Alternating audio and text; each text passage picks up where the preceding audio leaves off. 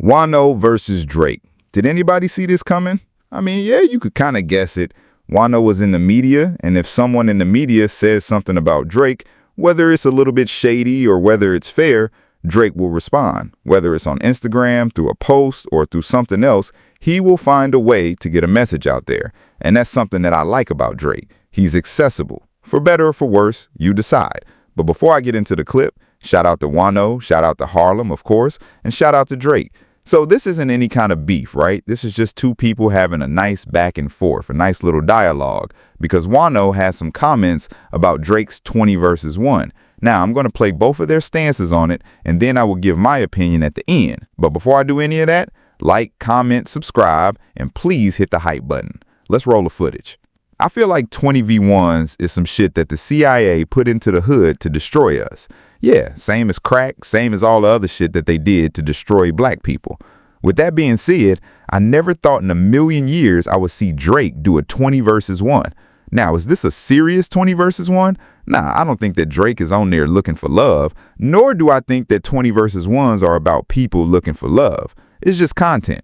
It's just some shit that people do, but it does expose a lot about people who do them, right? And we have seen 20 versus 1s where shit get into fights, people threaten to pull out weapons. It goes really, really far.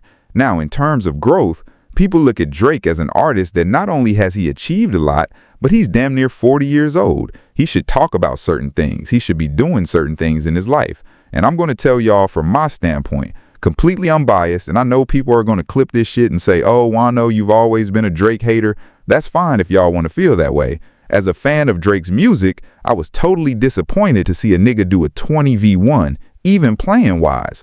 Now, if he would have done this in a music video, I think it would have been a little bit more tasteful because we would kind of understand why and how he was doing it. But as far as him doing some shit like this, I'm like, yo, bro, this shit is just corny. Like, honestly, it's corny. First person up is him and Adam 22's wife, Lena. Wow. So that's what Wayeno had to say. He thought it was corny. Drake shouldn't be doing this at his age. He thought that 20v1s were put in the hood to destroy people or destroy people's mentality. It leads to fights sometimes. He knows that Drake is probably doing this because it's a stream and it's entertainment, but he didn't like it. So Drake responded, execute. It's a cute, you know, danger push. Let's go danger on all that good stuff. Wayeno, since you're a returning guest, what did you think of this episode overall? So I'm not going to sit here and act like I was an expert of Polaris. I wasn't really familiar with her game.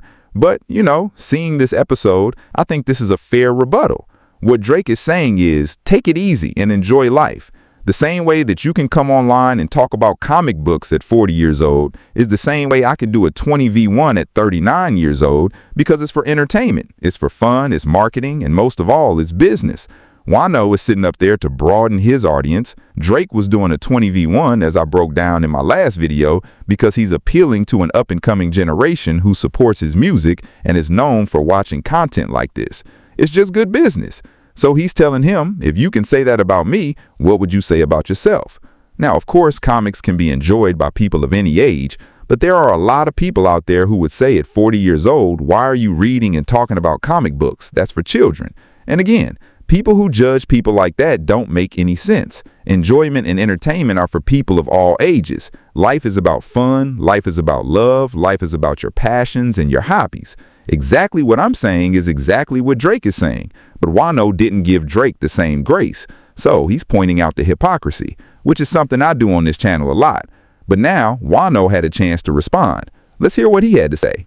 Now, like I said, there's people who hit me talking about yo, he violated. No, he didn't. That nigga didn't violate me. He's calling me out for the same thing I'm calling him out for, because he's basically saying, never too old for some joy. Take it easy. Now, let me add how I feel about that. I didn't know that 20v1s was so important to the people who support him. Like, that's all I'm saying. Because now 20v1s is like this important thing. I'm just saying for myself, I just looked at him in a certain space. And while I'm looking at him in a certain space, I'm not thinking he would ever do something like that.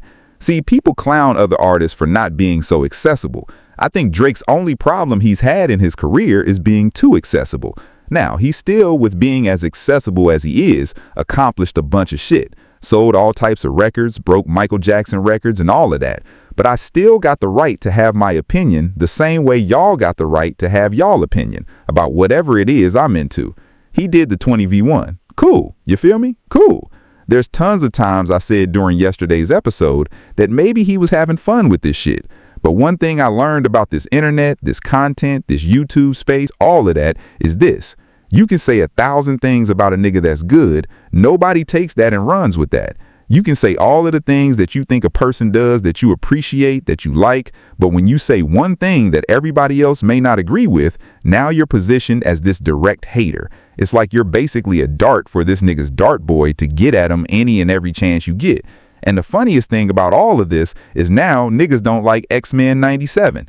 Now, the reason why I also didn't take no personal feelings into nothing like this is because Drake is a nigga nerd as well. I said this before. He's one of hip-hop's biggest nerds in the space of collecting memorabilia. He got all types of trophies in that trophy room in his crib, and I think that's dope. There's nothing wrong with that. I collect a lot of shit too, right? But OVO had also done a collab with Marvel last year, and the shit came out fire. You had the scene, you know what I'm saying, with Wolverine and the Hulk. They actually recreated that.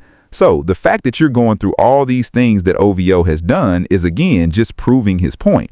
I know oftentimes people who are on YouTube and podcasts, a lot of us react to things. That's a part of the job.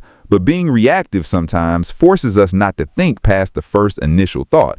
So I think if Wayeno would have sat with this for a little bit longer, maybe he wouldn't have said the things that he said, because he would have realized, oh, what I'm saying is actually something that I do myself.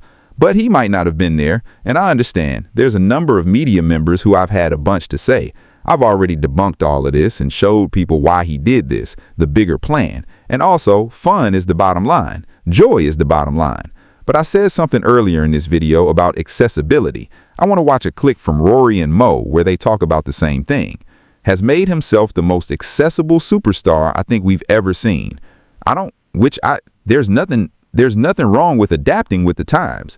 And I think you can be like a weekend and only pop out when you're putting something out. Wear a mask, don't speak, or you could be Drake. Like, it's really however you are comfortable. But Drake is accessible. He's on the internet constantly. I mean, he'll DM anyone.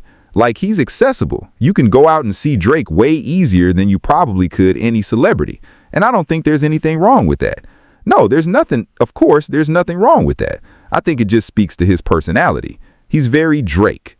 Drake is, if you've ever had the opportunity to meet him, for who he is and obviously the stature of his star power, he's a very humble guy. And this just goes on to the point again. The way that he was on that 20v1, even with the contestant that didn't make the final 3, he treated each of them with respect. Even though a lot of people in society don't respect the women that were there, he's accessible.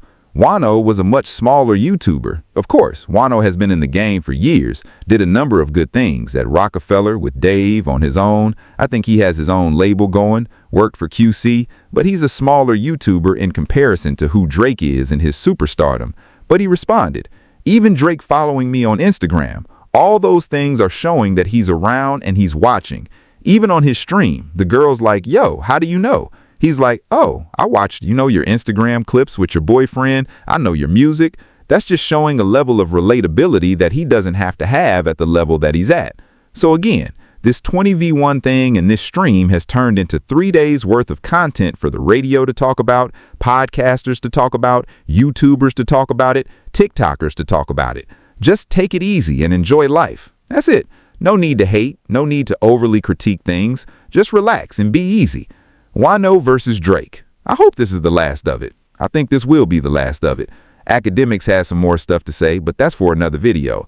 Like, comment, subscribe, and until next time, folks.